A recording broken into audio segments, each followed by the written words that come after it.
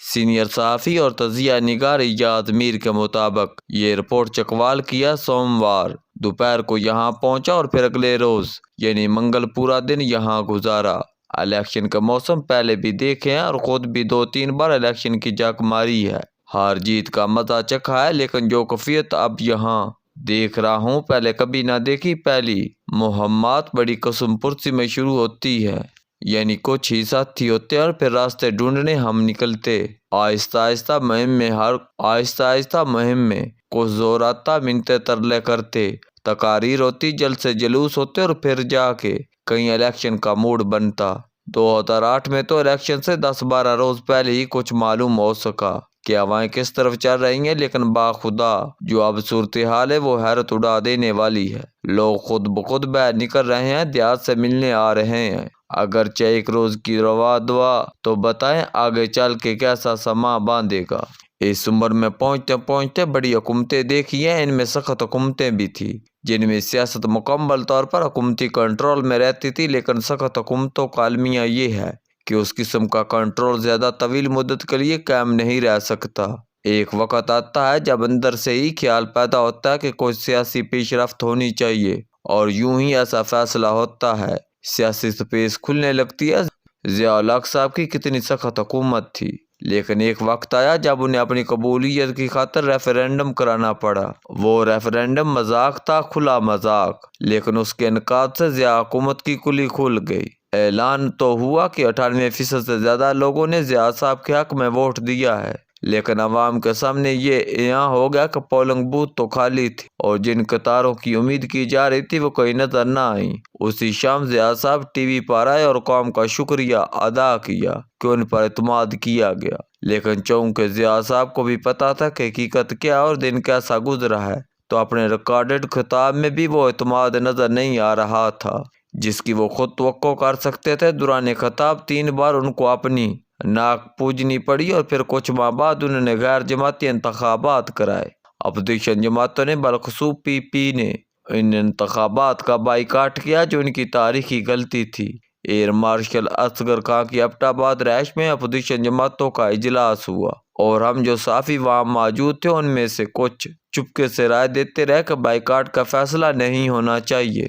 Boycott کے بڑے محرک نوابزادہ نصر اللہ خان تھے اور وہ یہ سیاسی فلسفہ جھاڑتے رہے کہ ایک آمر کی چھتری تلے انتخابات میں حصہ کیسے لیا جا سکتا ہے۔ لندن میں بیٹھے بے نظیر بھٹو صاحبہ نے فون کیا کہ انتخابات میں حصہ نہیں لینا، انہیں یہ ڈر لاحق ہو گیا کہ ان کی غیر موجودگی میں غلام مصطفیٰ جتوئی کہیں وزیر اعظم نہ بن جائیں۔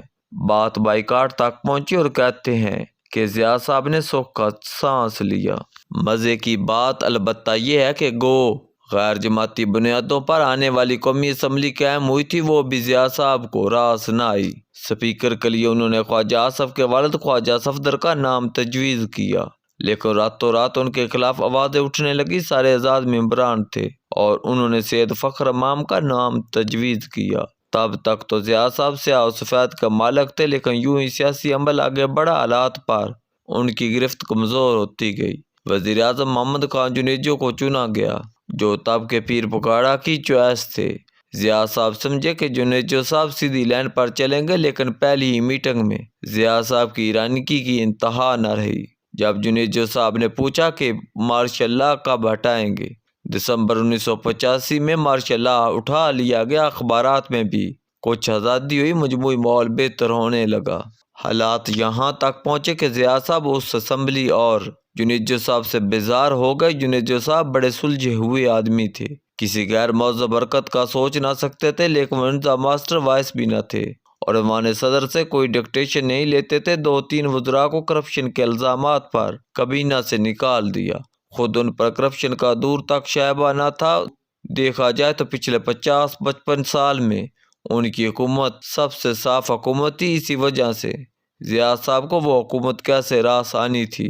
جنیجو صاحب چین کے دورے پر گئے تھے، واپس اسلام آباد ایئرپورٹ پر اترے تو انہیں اطلاع ملی کہ ان کی حکومت اور قومی اسمبلی کو برخاست کر دیا گیا ہے۔ حکومت برخاست تو ہوگی، لیکن ضیاء صاحب پہلے جیسے حکمران نہ رہے، وہ جیسے کسی کا اپنے پر اعتماد اور بھروسہ متزلزل ہو جاتا ہے، یہ ان کی کیفیت ہو گئی۔ نئی کابینہ انہوں نے بنائی لیکن سب چہرے بھلا دینے والے تھے۔ آئین کے مطابق 60 روز میں انتخاب ہونے تھے، لیکن اس ڈیڈ لائن کا احترام نہ کیا گیا اور الیکشن تاریخ گزر گئی۔ پھر باورپور کا سانحہ ہوا جس میں ضیاء صاحب اللہ کو پیارے ہو گئے، انتخابات ہوئے اور بے نظیر بھٹو وزیر اعظم ہو گئی۔ کہنے کا مطلب یہ ہے کہ جتنی بھی آپ احتیاط کریں، جتنا بھی آپ ڈر اور وسوسوں کو گلے سے لگائے رکھیں، یوں ہی سیاسی پیش رفت ہوتی ہے، صورتحال میں تناؤ اور سختی کم ہونے لگتی ہے۔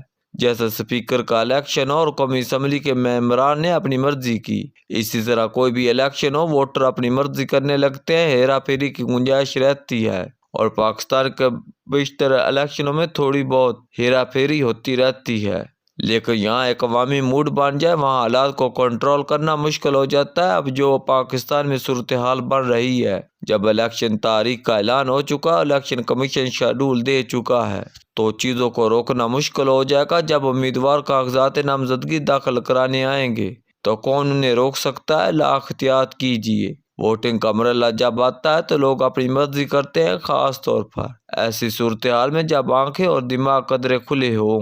اور میں یہ کہنے میں قطعاً ہچکچاہٹ محسوس نہیں کر رہا کہ جو صورتحال زمین پر ہے وہ خاصی حیران کن ہے۔ اچھا ہے، ایسا ہی ہونا چاہیے۔ جو بھی ہمارے حالات ہوں، یہ مردہ قوم نہیں ہے، دل اس کا دھڑکتا ہے۔ حکمرانی کے اندر نکمے ہوں گے، حکمرانی کا معیار اتنا اچھا نہ ہوگا، لیکن قوم کے سینے میں دھڑکتا دل ضرور موجود ہے۔ اور یہ بھی فرق کرنا پڑے گا کہ ہمارے اوپر کے طبقات کے حالات و خیالات اور ہیں اور عوام الناس کی سوچ مختلف ہے۔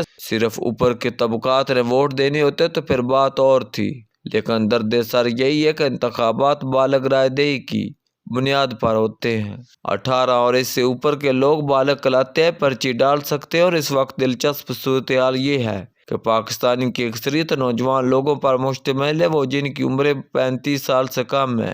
ان نوجوانوں کی سوچ ہی مختلف ہے، یہ پرانی نشانیوں سے اکتائے ہوئے لوگ ہیں، پرانی سیاست تنگ، پرانے سیاسی چہروں سے بیزار، یہ موجودہ نظام سے بھی تنگ ہیں اور چاہتے ہیں کہ حکمرانی کے انداز مختلف ہو۔ اس نوجوان کے دل میں نئی قسم کی امنگیں بھڑک اٹھی ہیں، اس نوجوان کے دل میں نئی قسم کی امنگیں بھڑک رہی ہیں۔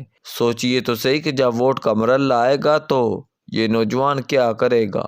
بس اچھا ہوا کہ الیکشن تاریخ کا اعلان ہو گیا، دیکھتے جائیے کہ صورتحال کیسے بنتی ہے۔ ابھی تو اس کھیل کا آغاز ہوا ہے۔